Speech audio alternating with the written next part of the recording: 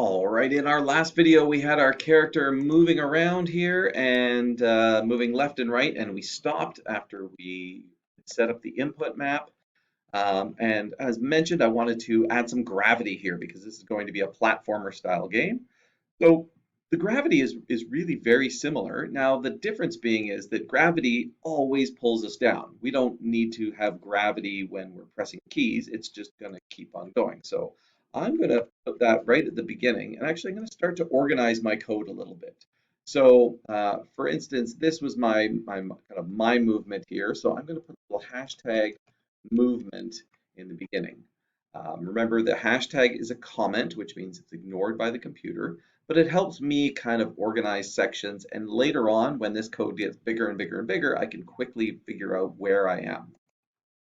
So I'm going to add another section here, and this one is going to be for gravity. And gravity is at the beginning quite easily. All we need to do is, if you think about this, grab this, oops, not that one there,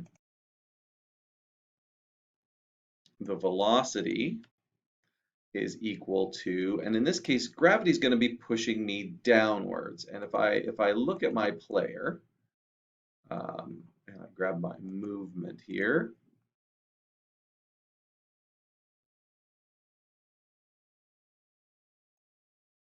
that's odd. I believe we're going positive for down. So I would like to say I'm not going to move in the X direction at all.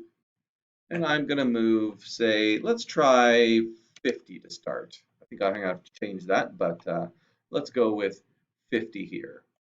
So regardless of what I'm doing, I'm setting the vector2 velocity to 50. And we are going to run into a little bit of a problem here. You'll see that left and right is moving fine, but I am not moving at all for some reason. And this, I think I alluded to in a previous video, we're going to run into problems by using this vector2 because remember here, I've said if I'm not pressing left or right, I want the velocity, the vector2, to be 0, 0, which means I'm setting my y movement to 0. But here, I'm saying all the time, I want you to set your y movement to 50. So again, conflicting information. So how do we resolve this? How do we deal with this idea? Well, fortunately, because this is a vector2, it has two different parts to it, an x part and a y part. And so we can very quickly, Godot gives us the ability to separate these. So I'm not, in this case, when I'm pressing left or right, I actually don't care at all about the y. I want to ignore the y value altogether. And when I'm using gravity, I only care about the y. I don't want to worry about the x and movement, positive or negative. So I'm going to switch this up a little bit with a nice little feature is that this velocity variable actually has two parts, an x part and a y part. And Godot lets me directly access this by saying velocity period x. And that's just that one number. You see, I get an error saying you can't put two numbers into one number. So I would like that to be my negative 200. And down here, velocity period x is going to be just positive 200. And if I'm not pressing that, then the period x, velocity period x, is just going to equal 0. And now my movement is only concerned with the x component of this. And the gravity, I can say period y, and I'm going to make that equal to 50. So now gravity only calculates the up and down, and this section only calculates the left and right. And if I play that now, you can see I start to fall. Now I'm not falling in a very realistic kind of fashion, more like a floating feather or moving down, but at least it's working. So let's get that a little more realistic, and we'll see how we can go. The reason it's not doesn't feel very realistic is because we don't fall at a constant rate. If I jump out of an airplane with a parachute on, I start off slowly falling, and then I go faster and faster and faster as we go along. That's how gravity works. So the fact that I've set this constant speed is that I'm not accelerating downwards towards the Earth as I would expect it to naturally be. But I can fix that because let's say I jump out at the airplane and I'm going into speed of 1. Well, the next time, the next second, or the next time I go around, maybe I go twice as fast. Maybe I go speed of 2, and then I go speed of 4, and then I go speed of 8, and then 16. So each time I can use my previous speed to increase my speed there. So what I'm going to say is that my velocity dot y, at the beginning it's equal to 0, but it's going to be equal to velocity dot y plus this speed. So at the beginning it's 0, and then it's 0 plus 50 is 50. Now the next time I come around it's 50, and it's 50 plus 50 is 100, and then I go faster and faster and faster. I feel like this is going to be a bit too quick, so let's give it a test. Oh, not too bad actually. Maybe I want to see that a little bit longer, so I'm going to make that 20. That looks a little better. Which brings me to our next point here is these numbers, I'm going to be changing a lot. And if I was to change my left and right speed all the time, it's going to be kind of awkward to make sure I always remember to change all of them. And later on, I may have lots and lots of numbers down here. So it's a great idea if we can to not put numbers directly in here, especially if you're going to repeat them.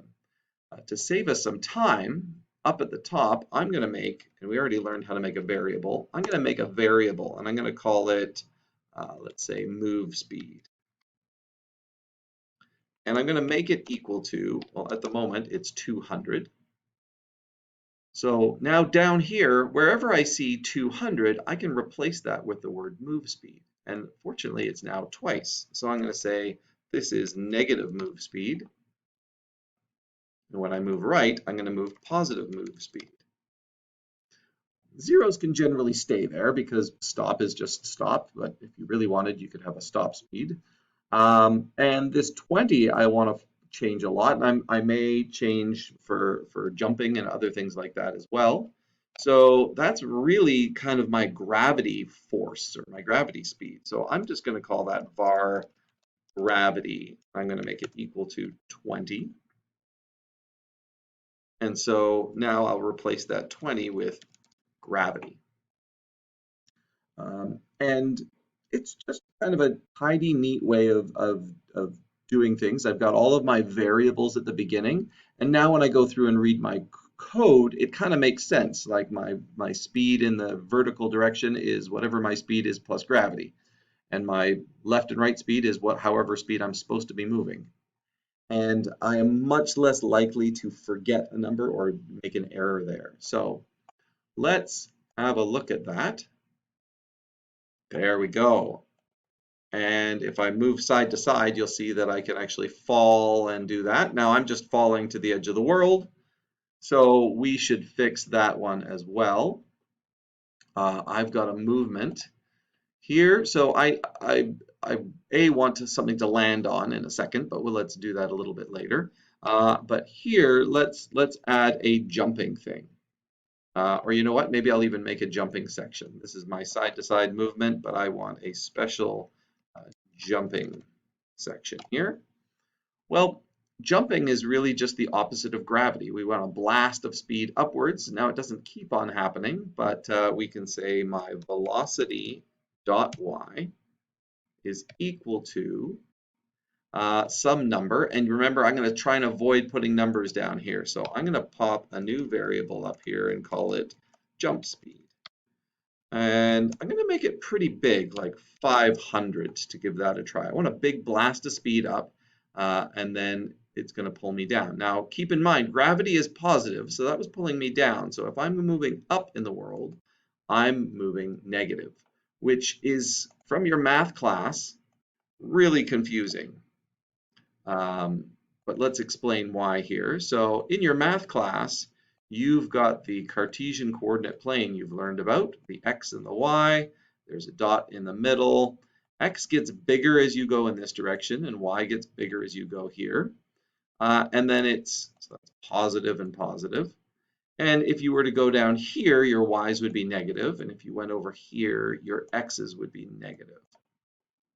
And that makes sense on a piece of paper when you've drawn this, but on the computer screen,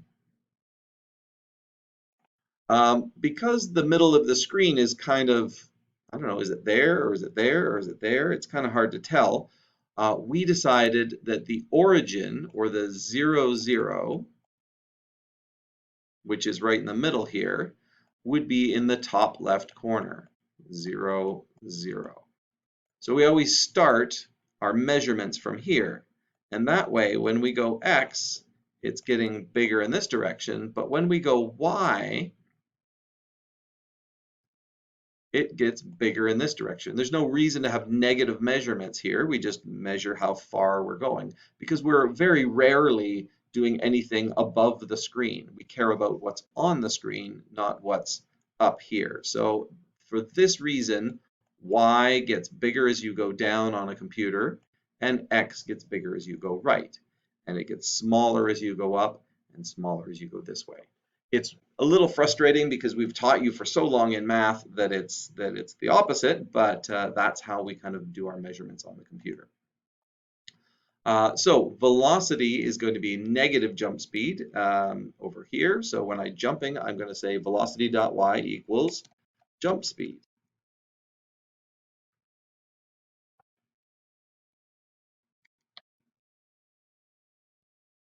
And let's run that and see if we can now jump.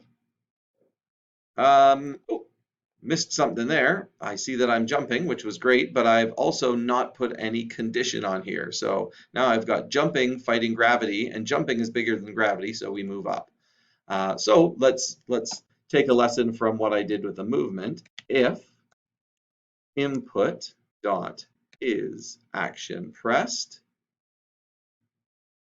and then there's my jump.